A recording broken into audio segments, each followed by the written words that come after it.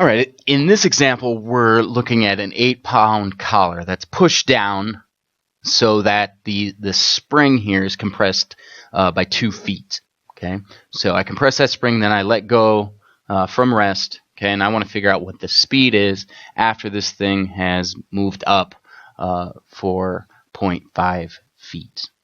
Okay, so because this is a frictionless rod, so because I've only got gravity acting on this and the spring, okay, I only have conservative forces. Therefore, energy is conserved. So the initial kinetic plus potential equals the final kinetic plus potential. All right. So my initial kinetic energy is 0 because it starts from rest. The velocity is 0. My initial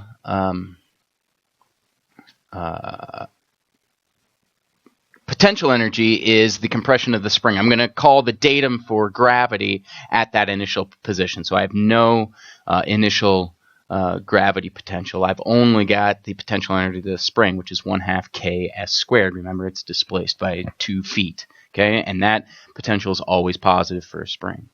That's going to equal my final kinetic plus final potential.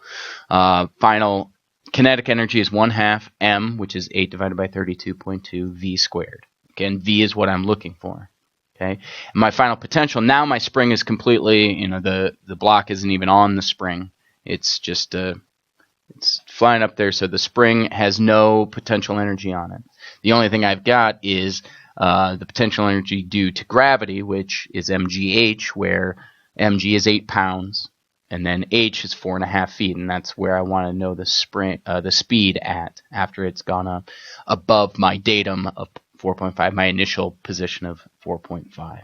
So that's my equation. I can just do some algebra, figure out that the velocity is 13.9 feet per second. So again, because I only have gravity and springs acting on this example, I can apply my conservation of energy and